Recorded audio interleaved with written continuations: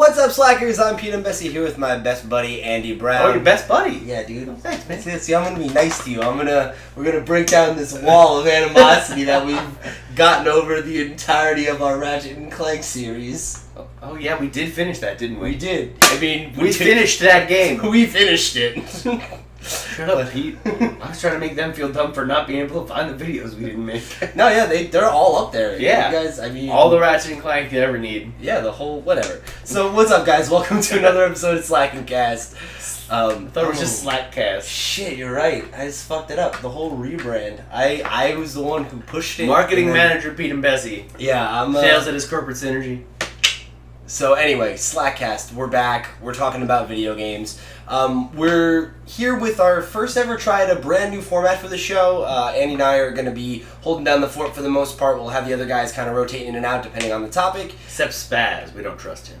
Never again. You saw those E3 videos, or did ya? If not, maybe you should go check them out. We'll annotate it right here. Shameless plug! Anyway, we're going to, just kind of talk about what we've been playing lately to kick it off, get through some news, and then we'll have a topic of the show for you guys. So, yeah. So what you playing? What am I playing this week? I've been playing a lot of Overwatch, still. Yo, so good. Weeks later, months later. Is it months later? No. No. It's months later. Month later, yeah. I guess since the beta, it's almost months. It's been a couple months, I think, since the week-long beta.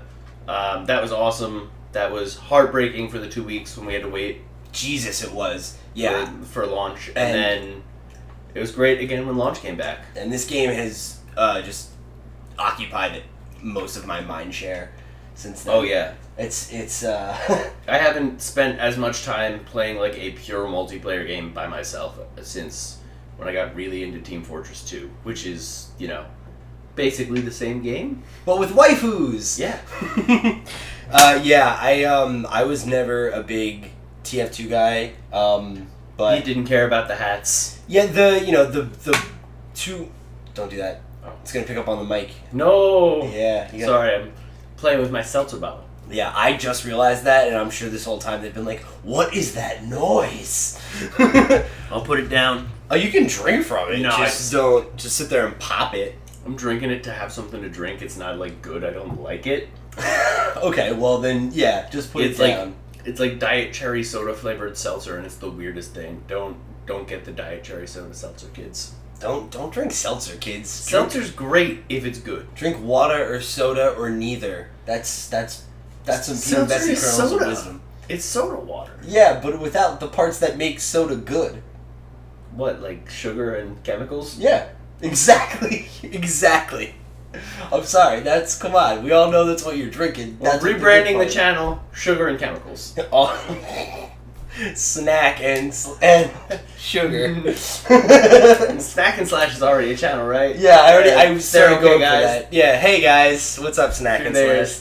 Snack and Slash, Jack and Nash. Yeah, are the N Clan. I'm now just branding N-Clan? Yeah. I don't know, that sounds bad. You're gonna call them N-words? No. Yeah, like nice people.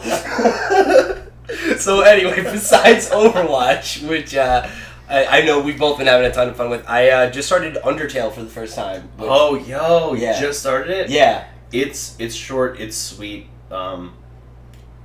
Your first time through, you don't have to go for the pacifist ending because it won't let you have it. Really? Just so you know, you have to play the normal ending. Okay. Before you get, the good ending. Because I wasn't, necessarily going for pure pacifist, but I started the game the other night. It was late. I had just, finished up playing Overwatch with Ozzy. I wasn't quite ready to go to bed. And I'm, still finishing up Uncharted 4 because I really don't want that game to be over. So I'm really taking my time with it. And I had to get pulled away from it for, a week. So I, have been hesitant to really get back and dive into it and finish it up. So I decided I was going to, want to play something else, was browsing Steam for 30 minutes before I finally just bit the bullet and played about 2 hours of Undertale, I think. Yeah, it's a lot of fun. In the beginning of the game, it just felt, really wrong to, fight most of the things I encountered. Yeah. Because it's it's this little sad bumblebee or this frog that doesn't really want to fight you. It's just I'm not gonna murder this animal with a stick. I'm not a monster. So I'm assuming once I get towards more monstery type figures that, Yeah. I don't know, maybe I'll be more incentivized for combat. But I made friends with the ghost and stuff. Yeah, like, I don't know, my experience playing it was, it doesn't super incentivize, like, combat in the regular encounters the way it does in the boss encounters, where it's just, like, it's really hard to survive to do, like, a non-combat kill of most of the bosses in the game. Okay. Because, like, the little bullet hell thing, they get all Yeah. these crazy attacks. Yeah, some of those are really hard. Yeah. Like, I remember in the beginning I was like, oh, wow, this is, like, a really interesting combat solution. And, you know, like, most of them were really easy, and then, like, I remember getting the first one where I actually, like, really had to kind of, like, pay attention. I was just like, oh, God, I'm not good at this. Like, this is an RPG. I thought it was going to be easy. So, like, Undertale's got some of my favorite, like, weird, nasty features of any game. Where there's the good ending, there's the normal ending, there's the bad ending. Okay. There's, like, the genocide playthrough where you kill everything. Jesus. If you start doing that, it, like, the game changes for every future playthrough of it and saves to your Steam cloud. So, like, you can delete the file that says, like, this is the save with the genocide ending on it, and Steam will reload it. The game will see that it had to re-download that Steam save and berate you for trying to, like, get away from what you've done. Wow, oh my God. That's dark. Yeah, it's awesome, though. So, like, how does it change every other playthrough? It, not in major ways. It's just, like, every other playthrough has, like, a filter over it. Just, like, the colors changed a little Makes bit. it a little darker? Yeah. Wow, that's messed up. That's what you get for being a genocidal maniac. Yeah, no, it just, like, it's heartbreaking. Yeah, so I've been really enjoying it. Yeah, where are you at? I think I just finished, like, what I guess is the tutorial. Like, I know the beginning is definitely a tutorial, and then there's, like, kind of right after that where it opens up, so I, like, just finished up the part in the mansion that's, like, the intro to the game. Oh, okay, So, with Kangaroo Mom? Yeah. Or Dog Mom? Yeah, with Dog Mom. I love Dog Mom. So that's, like, right, so I'm, like, right in the beginning of the Okay. game, because, like I said, I started it, like, probably 3 in the morning, and, like, played it until 5, and was just like, I need to stop, or I'm gonna, like, not remember it, you know? Mhm. I was getting too tired. But I'm in, so I'm actually probably gonna play it some more tonight. Cool. Yeah. So what have you been playing? Overwatch, but we talked about that already. And getting back into Dishonored, picked up that definitive edition. Just like, At my recommendation. yeah, listen to Pete's recommendations, guys. They're good stuff. It's great, just like remembering and picking up. It's not quite like riding a bike because nothing else plays the way Dishonored does. Yeah, So it does you have its own You have to flow. relearn how to play the game, going back into it, but it's so cool. It's like, it's so nice and smooth once you get it working, and that realization of, oh, I don't even have to kill these guys to get past them, because, you know, that's how it works in every other stealth game. Or not kill, but, like, neutralize in some way. Right. Just like, boom, boom, boom. It's great. I'm loving it. Also, didn't realize how much every voice actor's in that game. Yeah, oh my God. We were talking about this, we were at the bar the other night, and Andy was just, like, going through the voice actor list. Yeah, like, Chloe Grace Moretz is Emily. John Slattery, who is Roger on Mad Men, is Admiral Havelock. And Chloe Grace Moretz is Hit Girl, if you're Hit not Girl, aware. yeah. Slash, you know, Carrie. Token's teen starlet of the past decade now. Yeah, pretty much. Yeah. Well deserved, I like her. Yeah, she's great. She was hilarious on 30 Rock. John Slattery, who was Roger on Mad Men, is Admiral Havelock. Michael Madsen, who was in Reservoir Dogs and Kill Bill, is Dowd. And, like, Cersei Lannister, Lena Headey, that's her name, Right. is somebody. And Carrie Fisher does the propaganda voices. It's crazy. All-star cast. Yeah. I hope they mostly come back for the second one, because I know they've replaced Emily's voice actress. And I guess, like... I guess that makes sense, because, you Yeah. know, Chloe Grace Moretz is still a young woman, and... Still, This- you know, probably demands a much higher salary now. That's probably true, too. This is also, 15 years later, so, like, I don't necessarily think it's a stretch to say that, like, she couldn't... Yeah. Like, you know, they maybe just want a more mature voice. That's true. Because she's supposed to be, like, in her, 30s, almost, probably. If not. Yeah. Because I feel like she was, like, 12 or 13. Do they have a voice for Corvo? Is he gonna have lines in this one? That's a good question. I wonder. Probably. Yeah, That well, would I be- guess they're letting you play it as Corvo or Emily, so... I wonder how that works too. I imagine they'll interact with each other at some point. Yeah. And he'll have to say words. So I'm really confused. That's something I don't know if we've gotten confirmation on, so forgive me, let me know in the comments below if we have. But I don't know if they've made it clear if you play part of the game as Corvo and part of it as Emily, or if it's that there are two complete campaigns as either. I'm not sure. I was under the impression originally that it was two campaigns, but then the way they made it sound maybe led me to believe it was a little of both. I mean, either way, I'm down. I mean, it wouldn't be just like if they use a similar structure to the first one where it's like missions and then you go back to the, whatever your base is, and then it wouldn't be a stretch to be like, you finish your mission and Corvo says, okay, I'm going to go to bed now, and then you'd start playing as Emily. Yeah, I think that would totally make sense. Or if there are just like sections of the game where like, maybe the beginning you're playing as Corvo and you're out on a mission, like doing something for Emily, and then, you pick back up across the, on the other side of the world, checking in with her, That'd and then be you cool. do some stuff as her, and then you check in on your status with And Corvo. I know they said they're not going to do co-op, but I really wish... That would be so cool. That's like the kind of game I'd love to have co-op for too. That would make... It'd be awesome and weird, and I don't know how they'd do it. I mean, it would make the game so much harder. That's true. Yep.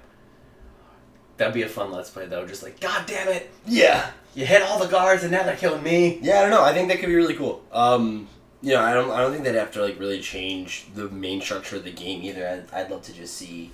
Yeah. Just the regular missions just allowing you You'd have to get rid of the stop time power, though.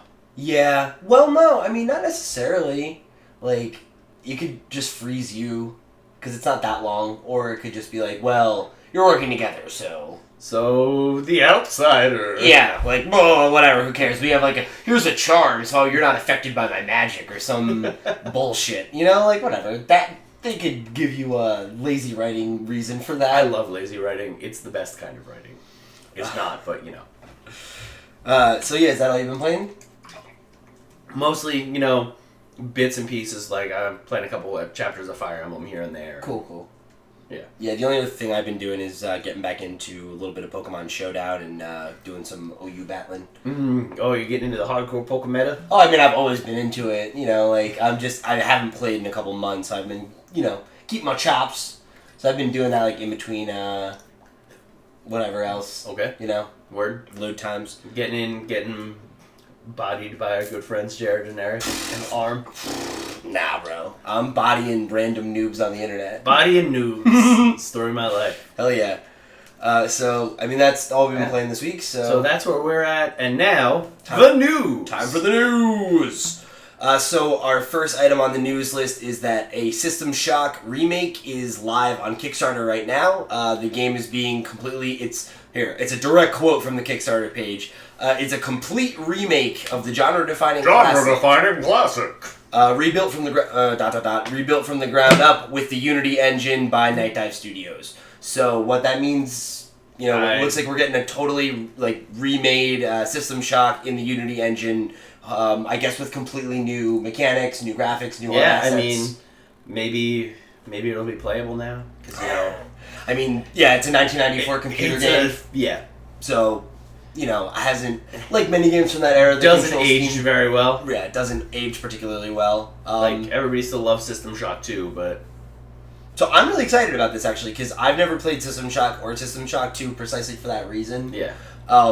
And I'm a huge BioShock fan. I love Ken Levine, so I'm excited. I'd love to see... I'm always wary about Kickstarter projects, so I'm going to wait and see how the game comes out, and then I'll pay for it at retail or whatever. You gonna play the demo? Oh, yeah, that was... the other thing is that... Segues. There is a pre-alpha demo available right now that you guys can check out for PC. Don't think it's on Xbox One, but according to the Kickstarter, the game's planned for, holiday 2017 window, and it's going to be on Xbox One and PC. You can get it on, Steam or GOG. So. But, I mean, it's a Kickstarter plan, so... Best laid plans of mice and Kickstarters. Right. Holiday 2018, maybe. Holiday 2020. Summer 2018 is probably more realistic. It'll be released as the Earth falls into the sun. We'll finally see System Shock in the Unity engine. Yeah, so, I mean, cautiously optimistic for that one. Keep an eye out for it. Yeah. So, speaking of, things being delayed indefinitely, Batman Return to Arkham, the nice HD, not HD anymore, that's what it was on last generation, but the next-gen remasters of Arkham City and Arkham Asylum were supposed to come out next month. July 26th. Are now not. Yeah. And who knows? Yeah, we got an official statement from Warner Brothers saying that, here, I'll give you the quote. After reviewing the progress of the project, the team at WB Games has decided to delay the release of Batman Return to Arkham to give the team at Virtuous Games additional time to deliver a polished Batman Arkham game experience. We do not have a release date yet, and we will be sure to communicate that once we are sure the game will be ready. ... Ellipsis. You can check out the news story on Polygon if you want more.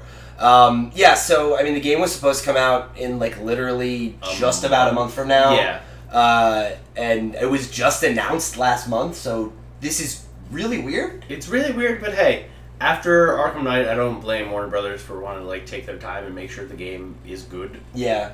At launch. They must have saw something they didn't like. Yeah, and so I'd rather have it delayed for quality than, sold unfinished. Yeah, I agree. I think it's just strange that they don't have a window for us. Yeah, because usually when stuff like this happens, when they say, all right, we're doing this, game's out in 2 months, it's done. Yeah, or it's they give you a next quarter kind of thing, so they have a nice healthy 4-month window to fix whatever's wrong. So I wonder what the hell's going on here. I know that they were bringing them over to Unreal Engine 4, and it was supposed to be the Game of the Year editions with all the DLC. So that's a lot of content, and that is a pretty substantial job. But it's just weird that they would even announce it at all unless it was unless it's ready. Yeah, especially when they announced it for a month later. Absolutely. So I don't know. There must be something going on there. It's supposed to be on Xbox One and PS4, so. I doubt it's a porting issue or anything. Maybe it was Microsoft. Maybe. Yeah. Oh, maybe it's because they need to do... The PC crossplay? No, for slices for all the new consoles. For Project Scorpio and 4.5. And the Xbox... Maybe? Yeah. I don't know. Speculation. But, maybe so. Anyway, so that's... That's the news on releases. Yeah. It's a slow news week. E3 happened 2 weeks ago. We're in the post E3 fallout, so not too much is going on. And if I don't know, sorry if you guys were excited for Batman. But if you guys were excited for Batman, I'm sorry. If you guys were excited for the Technomancer, I am also sorry. Oh God, yeah. Or Mighty Number 9. Or Mighty Number 9, because neither of them are getting good reviews. Yeah, it's been a Mighty Number 9 at least has been a shit show forever. Yeah, and got past the point where I think anyone was expecting it to be good. Yeah, that's true. I certainly wasn't. And the Technomancer never looked like it was going to be great. It looked like it was going to be the sort of cult game that sort of works. It looks like the reviews are making it seem like some people are really going to love it. Most people are going to not like it. It looks like one of those decidedly A-tier games, the kind of stuff that THQ used to do before companies like that went belly up. So yeah, you're probably right. There'll be a cult following for it, but somebody 10 years from now is going to be like, oh man, the Technomancer. Yeah. That's the name of the game. Man, it had so many great ideas. I wanted to play fucking Science Wizard on Mars. Where's Technomancer 2? They made Mass Effect 3, but they won't make Technomancer 2. The memes write themselves, Andy. The memes write themselves. So the last bit of... Oh, no, I'm sorry. Second to last bit of news we have this week is competitive play comes to Overwatch on PC this week. As of the recording, it's already live on PC. And it should come to consoles, quote, sometime next week, according to Blizzard. It's real. Ranked queues. Yeah. And they apologize that all of the updates couldn't come at one time. Obviously, they have a little bit more control over Battle.net. So they said that they're going to try to have patches come out on all platforms simultaneously moving forward. We'll see how that goes. Yeah. I don't think... did they say simultaneously? I thought they said they were just gonna try and be like more agile about. They did say that PC last week got a big balance patch, and they're doing a different big balance patch for consoles, which I think is cool. So yeah, what they said was that their goal is going to be that all major updates to the game will drop simultaneously on all platforms, but like I think console and PC specific patches will still go up as needed because those are kind of different like SKUs. Which is cool. I agree that I really like that they're doing that and that they're making sure to tailor the experiences for who's playing. It's like I like the specifics of the balance changes where like they nerfed Widowmaker and McCree last week because when you're on PC and you can like do the pixel perfect accuracy with a mouse, right? Widowmaker being able to fully charge body shot you and then just ping you down sucked, and McCree being able to flashbang and then fan the hammer at you and drop Reinhardt in one shot also sucked, but that's not really a problem on consoles because it's way harder to aim with precision, and it's like a cool highlight reel play if you get it off, not part of the core strategy. Game. Yeah. So yeah, I'm right there with you. I really am glad that Blizzard is treating Overwatch with a lot of care and making sure that each of the communities is treated individually. I'm glad that Blizzard is Blizzard about things. And when Diablo 3 is a mess and nobody likes it at launch, they spend 3 years making the game right. Yep. And at least they did that. Yeah.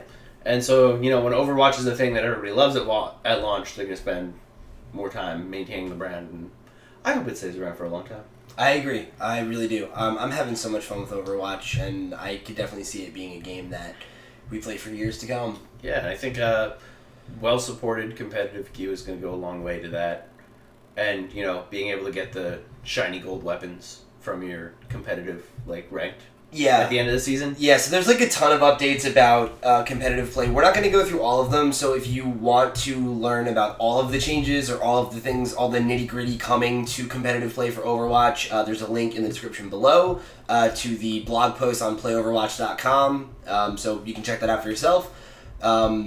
Basically, the highlights are that, the first competitive season of Overwatch is going to be a half season, and it's going to be a month and a half as opposed to the normal 2.5. Yeah, 2.5 month season. So it's just about half, and it's going to be ending on August 18th. Generally, it would have started on June 1st. Yep. June, September, December, March 1st are when the seasons are going to start. Right. They're going to run 2.5 months, have a 2-week off-season period where they can retool the competitive and implement the changes they get from their data. Right. So fall 2016 is going to kick off as normal, and that'll be the first full season of Overwatch. So this is, I think, really exciting. I'm not particularly a person to really follow esports. I got really into the LCS for a little bit, but overall, I just think esports are a great way to keep a game alive and keep get new players and keep people interested. So that's exciting. It'll be interesting to see if Overwatch is able to get the kind of viewership that MOBAs and MMOs are, because first person doesn't translate as well to a spectator esport. Yeah, I wonder what the spectator experience will be like. They're going to have to get, something similar to the League player where it's constantly moving to the player that has the most interesting screen. And I think that's going to be hard when you have a game that's so action-packed and there's so much going on. There's so much going on at all times. And maybe, I don't know, you do a spectator mode where you have a director controlling a spectator and they just move the camera around. That's probably what'll happen. That's a really good call. I could see that, having someone who's just literally doing the same thing they do in a sports game, where it's they have all the screens live and they just pick the feed. Yeah, and I'm not even sure we'll end up seeing individual players' feeds. You think we'll just get a spectator who's looking down from a ledge and can see all the action and isn't participating in it? Yeah. Because a well-directed version of that would definitely be, at least for me, infinitely more watchable than just I wonder arms, if it'll be a combination of the two. Because I feel the perspective of the player at some points would be interesting. But yeah, I could see that. That'd be much harder But that would be... It'd take a lot more work. It might go longer, though, for translating to it being an interesting watch. Yeah. And it's like... That's interesting, though. I hadn't thought of that. It's way easier to watch a stream of League than a stream of Overwatch. Yeah, that's true. And speaking of, League and Overwatch, this week in Korea, for all the impact that Korean PC cafes have in our lives. This is our last bit of news. It's just kind of a fun little tidbit. It's a fun little tidbit. That'll translate us over to our, main topic of discussion for the show. The first time in 4 years League of Legends was not the most played game in Korean PC cafes. That was Overwatch. And that's 4 years, so that's pretty crazy. Like, that's a lot. Yeah, and that's a long time for League to be such a dominant game there. And obviously, like, South Korea is kind of the esports capital of the world, so their fingers are right on the pulse of where, like, the heart of the sport is, or whatever, the scene. The heart of the cards? I guess, sure. I don't know how to talk about sports, Andy. Give me a break. Obviously it's just 1 week. So, who knows? League might be back on top next week. Or, bold prediction, League of Legends is dead. It's over. It's fucking over. 6 years. They did it. They figured out that they could kill their game and all they had to do was get rid of Malzahar. Oh, you salty, salty man. I am. I'm still mad. So... I honestly have played 3 or 4 games of League since the mouse changes came through. Mostly because that happened the same day as Overwatch. But it's also just because I'm salty. I'm bitter. The most bitter man on the couch. But I don't know. Just like Blizzard thought they wanted to build a TF2 killer. Yeah. And they accidentally built a League killer. I don't know, man. I don't. Well, they thought they were gonna build a League killer, and then they made Heroes of the Storm. So. That game's not good. That game is not good. You can watch our podcast about games that other people love that we hate, so I can talk about how much I hate Heroes of the Storm. But that requires somebody to love Heroes of the Storm. I don't think anybody does. There's like a... Blizzard fanboys play it. Alex doesn't even play it. Yeah, he did. He did. For a while. He tried to convince himself it was good, and he couldn't. That game is... He's just back raiding now, right? He's playing a lot of WoW. Yeah, WoW and Overwatch, because Overwatch is great.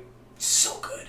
Anyway, that brings us to our main topic of discussion here, which is hyperbolically Overwatch versus League of Legends. Versus Dota 2.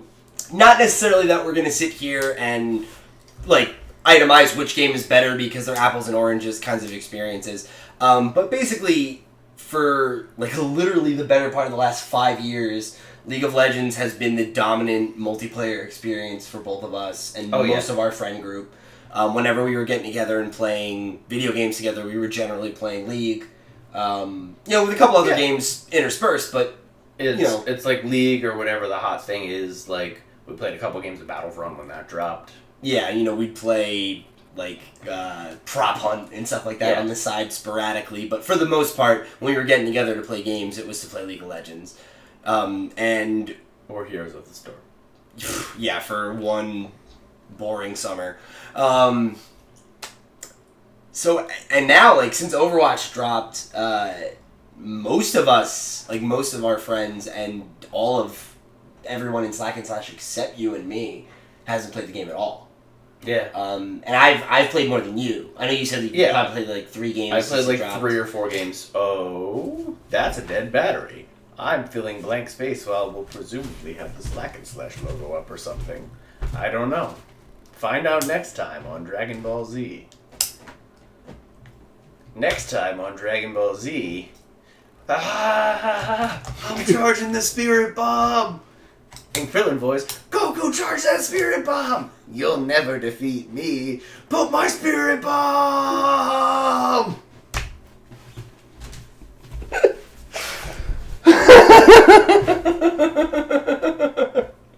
So, you were saying... I was saying, I'd really play a Dragon Ball Z MOBA. I mean, I'd try it. Dragon Ball Z has enough characters to make a 600 character roster for a fighting game. 18 different Gohans, Oh god, that would be such a terrible idea. No one should ever make a MOBA again. Like, I think we're done. Like, we need there to be some space, and like the MOBA needs to die and come back before someone else should make a MOBA. I love shitty licensed MOBAs. I played a lot of was it Infinite Crisis before God, it died? That game. I have played the Lord of the Rings one.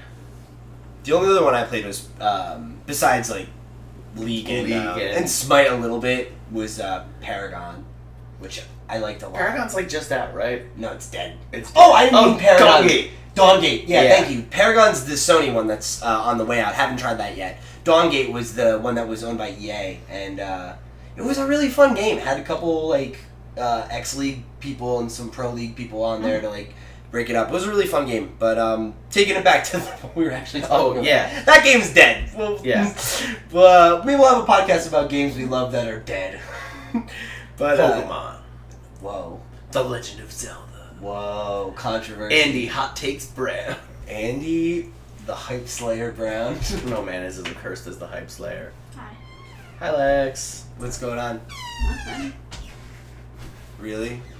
Just walking right through the middle of my podcast like It's this? not right in the middle. I mean, we're right in the middle of it. But you paused, are you not? We're not paused. No, we're going. Well, This is No, on. it's not. Yeah, it is. This is on YouTube Come on right to the now. camera. No, it's not. Come on to the camera so all the viewers can see who's destroying their experience. Yeah, like the veil is lifted. Like they You've are ruined the door magic of open. the theater for audiences doing? everywhere. Are Go. you being serious? Yeah, this is on the internet right now. Do what you're gonna No, do. it's not. Yeah, it is. What are you talking about?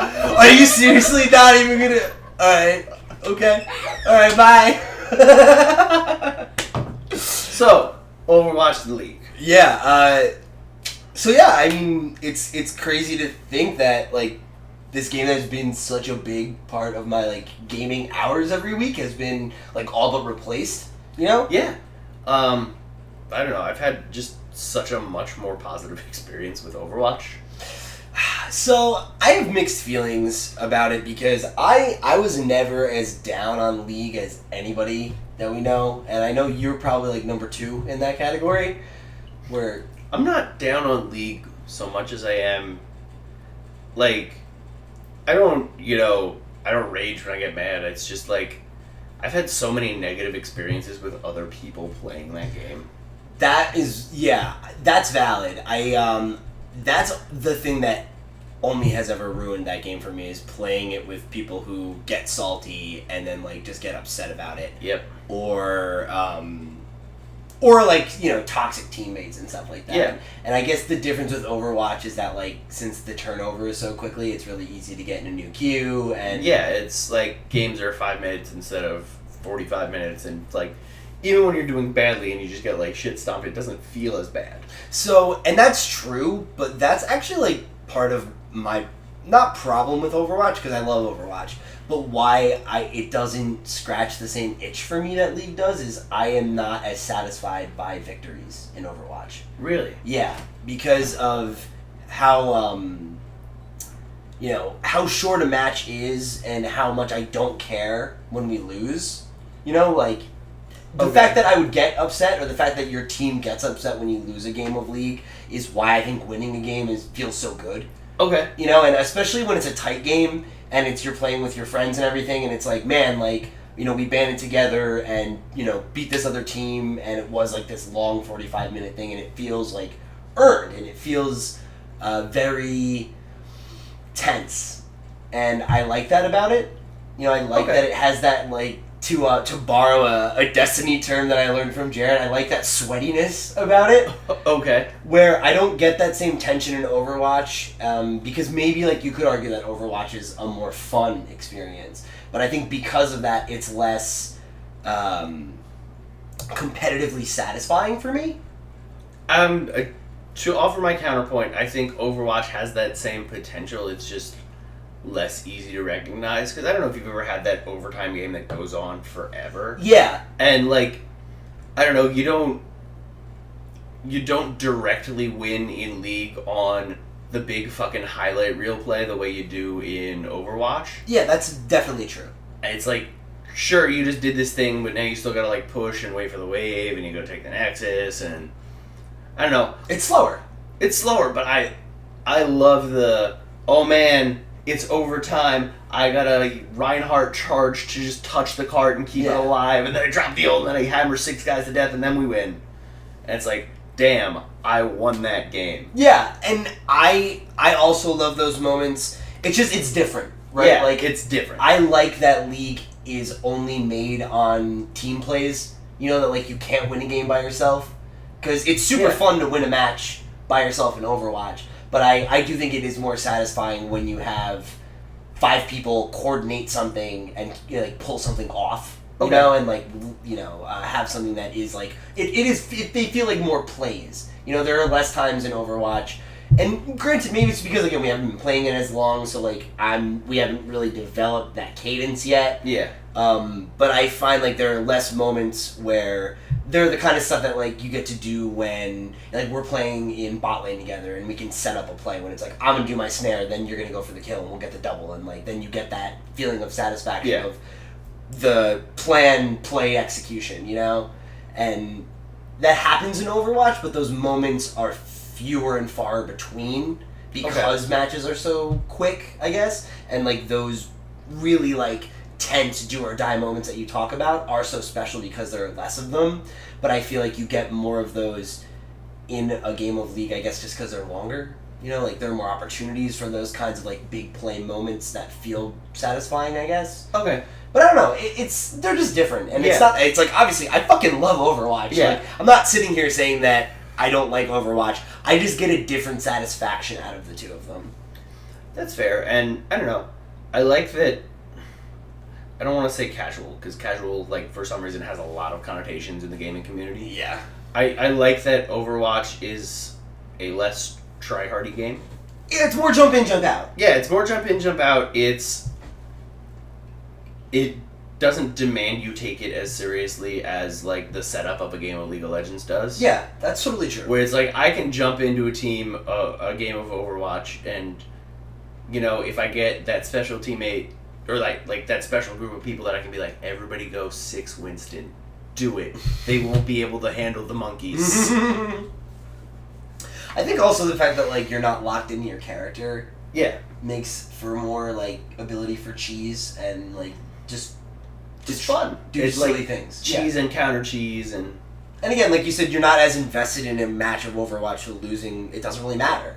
And that is fun, but it's different. You know, it's like it's the same. I feel the same way about League in a lot of ways that I feel about Pokemon, where I love that tense strategy element to it, and I personally don't mind losing a game of either of them if I feel like I lost because I just didn't play my best or whatever. Okay. You know, like, and that is it's very satisfying, and it's not that it's like, again, because we use the term like more fun for Overwatch, and it's not to say that I think Overwatch is more fun than either of those games, but it's a experience that is centered on just having a good time. Yeah, it's more lighthearted. Yeah, and more so than having like a really big competitive challenge. That's fair, and we'll see how this competitive mode shakes out, because I don't really think Overwatch is a game that needed like competitive. Yeah, like it's a good idea to have the try hard queue. Yeah, I think I'm definitely gonna play it, but like Overwatch is very much like Blizzard's take on TF2, which just this year got competitive mode. Oh, that really? game's been out for a decade. But it also came out way before that was the thing that was as important. That's true, but what Blizzard, like what Overwatch doesn't have that I think it could really benefit from is a server browser and like more custom servers. Like the custom game functionality exists, right? But nobody uses it, and like TF2 lived for as long as it has in large part because like you could have your server and like communities would spring up based on these are the guys who play against each other on this server every night, right? And you had the option to do fan-made stuff like prop hunt, and you could do like community maps, Splatoon mods, and goofy shit. shit. Silly shit like that. Yeah, I mean, I'm sure we'll see that stuff come to Overwatch eventually. I hope but so. I wonder if it's just because like Overwatch is so young. Yeah, maybe. I mean, Maybe people just aren't tired of it. Vanilla Yet. TF2 is a strange, dark experience. If you ever picked up the orange box, the Xbox or the PS3, and just be like, oh, this is what this game was at launch. Right. So, that's the thing is Overwatch is, like we said, it's about It's a a month baby. old, and we're comparing it Is to... Babby. We're comparing it to League, which is going on its 7th season, and TF2, which is, 10 years old. Yep. So... Hopefully Overwatch doesn't fall into the trap that... I don't know if a trap is the right word to use, but hopefully Overwatch doesn't do what League's been doing and, decide that to remain a game that people want to play, they need to change things for the sake of change. Yeah. I mean, you and I differ on that a little bit because I think you have dug in on that posture because of a change that hit you very close to home. I don't think most of the change in League is change for change's sake, but I think you're right in that there is a lot of change when they could probably just do a better job of tweaking the experience to improve it, as opposed to having a major rework every season. Yeah, no, they're doing 2 major reworks every season now. That's true, yeah. Like a point. They do their big preseason update where they lay out, this is the things we want to focus on this season, and this is how we want to change the game, and then they do their, the mid-season reworks where they change a bunch of, a champion class, as they call it. Right. They change a bunch of similar characters, and I don't know. I mean, hopefully we see Overwatch grow to the ridiculous roster size League has, just because... I wonder how that would work, because I know that we're going to get new characters eventually. I just wonder how many they can have before the game becomes unbalanced, because Blizzard is not the best at that.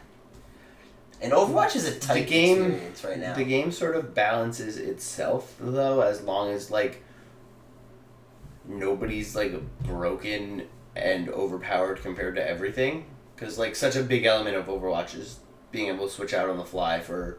this specific purpose. They set up a huge nest. Better pick, Pharah and Junkrat to punch through it. Right. And it's oh, shit. They just broke our nest coming around the last point. Why even have Torbjorn anymore? I have 0% ulti and no time to set up a turret. That's a good point. I guess if they really dig in on the kinds of characters that there are, as opposed to... because, I think that's a thing that benefits League, I guess, just because... Actually, I don't know why. I don't know why Riot has been able to keep League as balanced as it is. It's not perfect ever, but it's surprisingly well balanced for how many characters there are.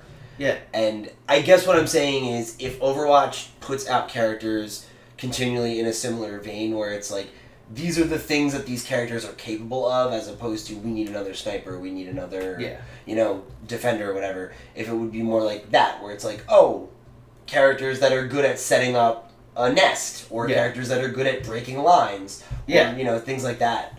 That might work, because as long as you're making characters that fit into the dynamics of how the game already plays. I mean, I imagine at one point, just down the line, they'll get the big Overwatch comes to Steam crossover, and it's, that's literally just the TF2 Pyro. I mean, I don't know. I don't think that's out of the realm of possibility. Both games have the same goofy cartoony aesthetic. Yeah. And I don't think it's ever gonna happen, but I think it's not far fetched to if the roster goes to silly sizes. Yeah, I just wonder if Blizzard would even play ball with Steam, because Battle.net isn't necessarily a competitor, but they're very into the proprietary nature of Battle.net. And I guess with everything running on Battle.net, it'd be weird to do it through Steam, because then it'd run those games on Steam that have Uplay attached to them, and you have to... Right. Uplay's a terrible system. Also, I think it would just be really... it'd be bold, actually, I think, on Steam's part, to be whatever. We're not whatever. Overwatch is the new TF2. TF2's been around forever, so why not? And it'll still be around forever. Yeah. I'm convinced that TF2's never actually going to die. I mean... I will still, 10 years from now, when the game is 20 years old, boot it up and find a server somewhere with people still playing. Yeah, I mean, hell, man, most games don't die. Any game that has server support, people are playing it if it was beloved at any point.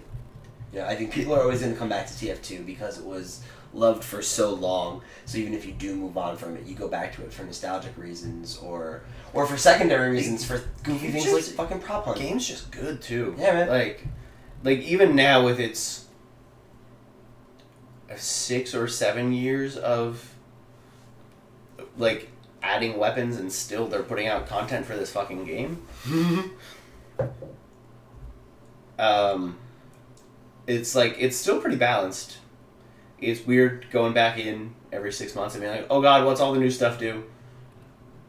Like any competitive game, if you leave it for any stretch of time, though, Yeah. I had that moment when I played my first game of League in like a couple weeks last night, and I finally played against that new mid laner. The new mid laner? She's not like new. Oh, she's the top laner. Is she the a top Earthbender. laner? Yeah. Oh, I thought she was a mid laner. I think she's supposed to be a top. Maybe. Whatever. Yeah. She's Arabic girl, and a Arabic. Because she's Arabic. An Arabic. Girl. Italia. Yes. That's her name. Italia. Yes. Excuse me. God, I messed up the grammar on that like 3 times. That was rough. It's getting late. But yeah, so I played against her for the first time, and I was just like, I have literally no idea what you do. Like, I watched your highlight video when you were not even out and haven't experienced you yet, and... I've read somewhere that, like, that's what most high-level players say is, like, the easiest way to get really good at League quick is to just, like, once you know what everyone can do... Yeah. And, like, how they work, it's way easier to play the game. Oh, totally. You just have to, like, know what any character can do at any given time, but that's what makes the game tough. It's because there's, like, what, 100 of them now? Mm-hmm. Oh, over 100. I think it's still in that, or is it, like, 150 now? I'm not sure. Jesus, I think so many characters. It's a lot. It's a ton. It's definitely well over 100. But, yeah, it's part of why I like it, though, because there's so many permeations. Like, every game's so different. But, yeah, I mean, we're probably getting a little long on the tooth on this one, so we can wrap things up here, right? Yeah, so, if you like League, if you like Overwatch, hit us up. We're on a lot. Yeah, if you guys want to play with us. We're happy to play with you. Let us know which one you'd rather have us play with in the comments below. If you want to see us, like, do a video series of either of them. Honestly. Either of them? Yeah. And, let us know in the comments which game, you prefer and why. We'd love to have a dialogue with you guys about it. Okay. So yeah, if you like the video, like it, share it with a friend. As always, subscribe to the channel if you haven't already for more videos like this one. And we'll see you guys on the next episode of the Slackcast. Love you guys. Hey, you got it right that time. Yeah, woohoo! Good episode. Yeah.